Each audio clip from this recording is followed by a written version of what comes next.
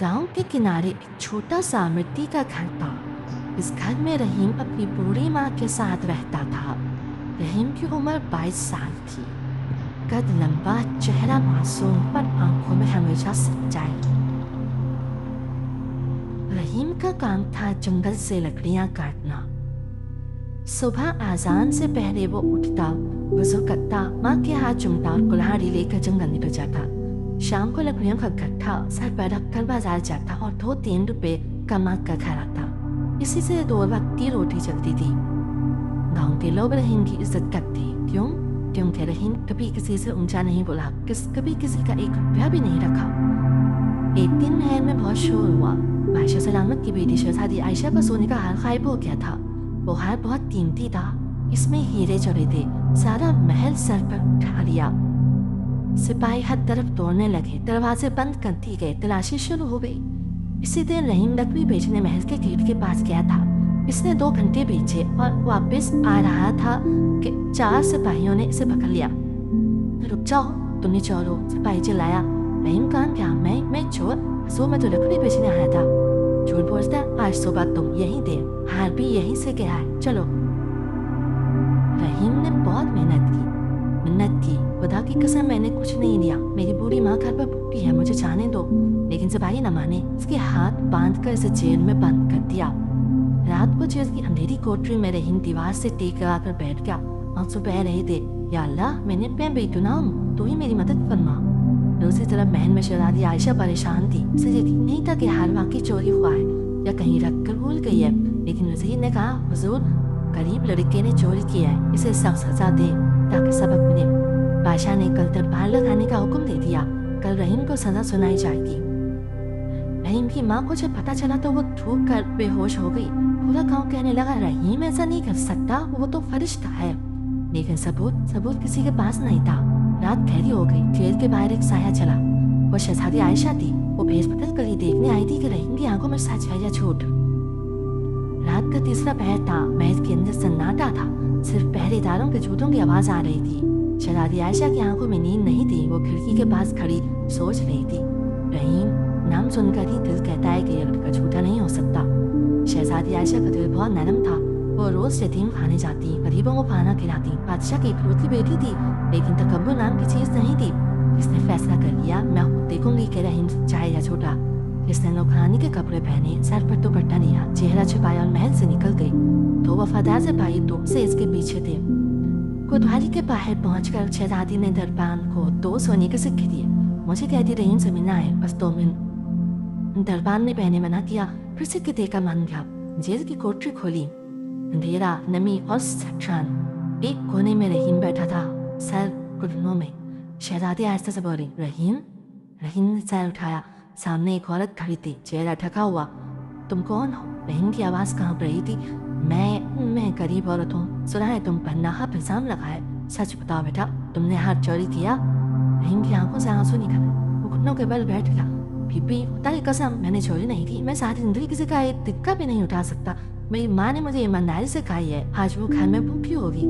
रहीम की आवाज में जो दर्द था, जो सच्चाई थी, शहजादी का दिल भाग गया। शहजादी ने आगे बढ़कर रहीम के सर पर हाथ रखा। बेटा घबराओ नहीं, अल्लाह जालिमों को कभी नहीं बख्शता। अगर तुम सच्चे हो तो इंसाफ जरूर होगा। रहीम ने सर उठाकर देखा। इस औरत की आंखों में रहम था। अब कौन है? आपकी आवाज में अपनायत है। शहजादी मुस्कुराती। मैं बस एक इंसान हूँ। इंसान का काम दूसरे इंसान का दर्द बांटना। इतने में बाहर से आवाज आई, वक्त खत्म। शहजादी जल्दी से उठी। जाते जाते उसने रहीम के हाथ में एक रोटी और पानी की बोतल रखी। हिम्मत न हारना रहीम, कल दरबार में फैसला होगा। बाहर आकर शहजादी का दिल भारी था। इसने सिपाहियों से कहा, रहीम पर नजर रखो, कोई तकलीफ ना हो। महल वापस आकर वो सीधी अपने कमरे में गई। उसने अपना सारा जेवर उठाकर एक तरफ रखा। अगर हार वाकई चोरी हुआ है तो चोर महल के अंदर ही है, बाहर वाला कैसे ले जाएगा? इस रात शहजादी सो न सकी। उसने फैसला किया, कल मैं खुद दरबार में रहीम का केस करूंगी। दूसरी तरफ जेल में रहीम को पहली बार सुकून आया था। उसने सोचा, कौन थी वही? फरिश्ता लग रही थी। सुबह हुई, 2 बजे। ऐलान हो, आज बादशाह सलामत दरबार लगाएंगे, गरीब रहीम के केस का फैसला होगा। पूरा शहर जमा हो गया। दरबार का दिन आ गया। पूरा जहन कच्चा खच फैल गया। बादशाह सब तख्त पर बैठे थे। वजीर पास खड़ा था, जंजीरों में जकड़ा रहीम सिपाहियों के दरमियान सर झुकाए खड़ा था।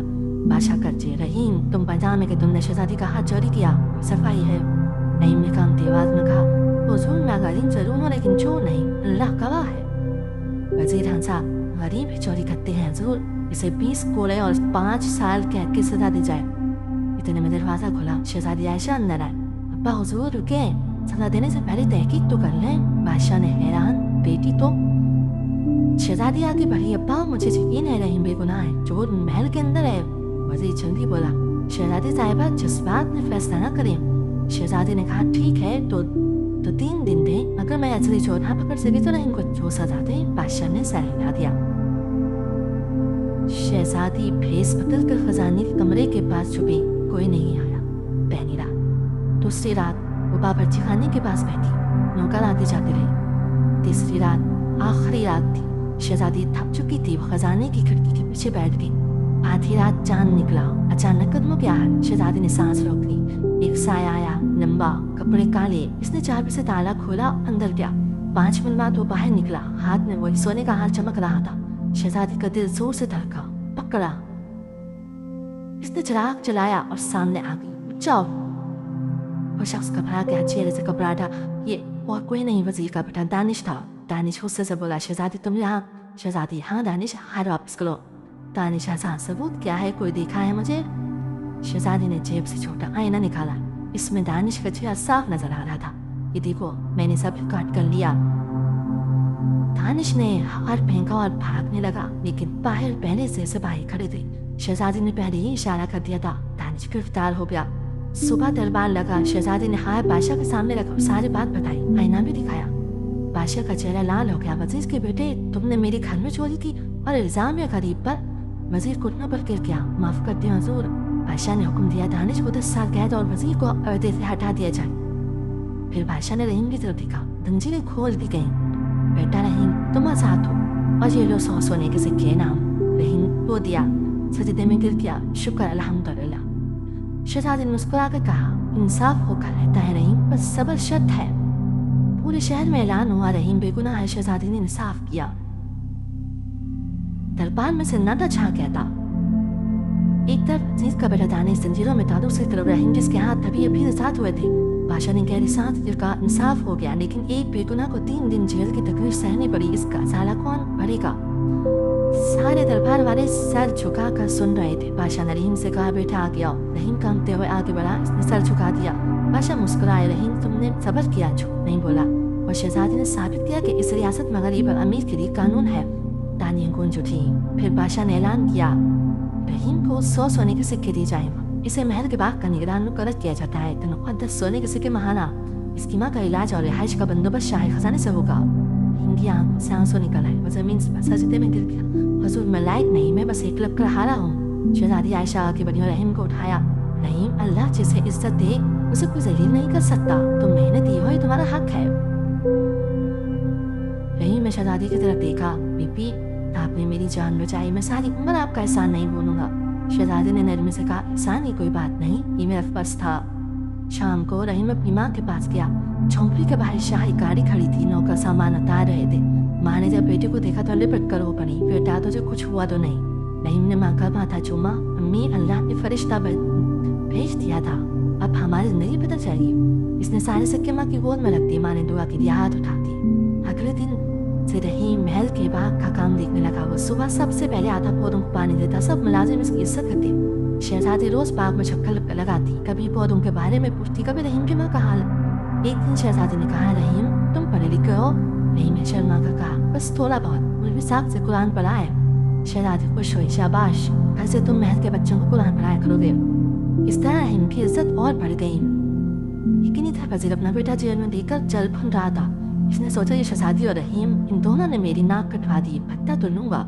इसने एक साजिश बनाई। रहीम को महल में काम करते 1 महीना हो गया था।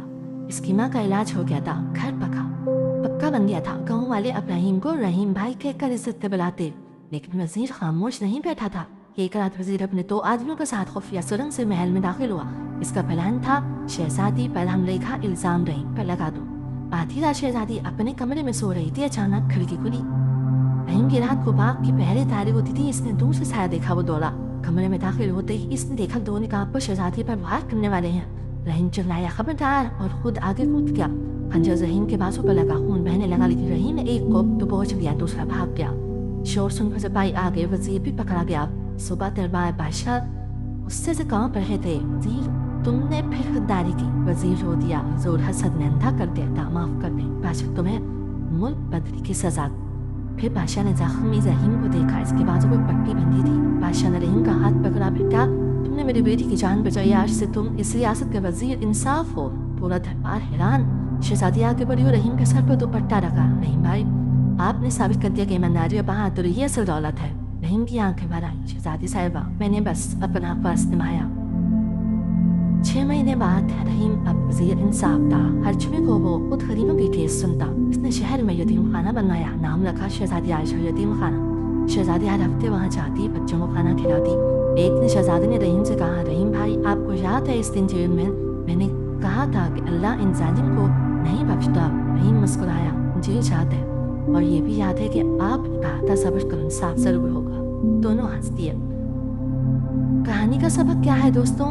कि सब्र का फल मीठा होता है। रहीम ने सब्र किया तो अल्लाह ने इज्जत दी। इंसाफ सबके लिए बराबर है। शहजादी ने गरीब का साथ दिया। नेकी कभी रायका नहीं जाती। रहीम की ईमानदारी ने इसकी जिंदगी बदल दी। और हसद इंसान को तबाह कर देता है। वजीर का अंजाम सबने देखा।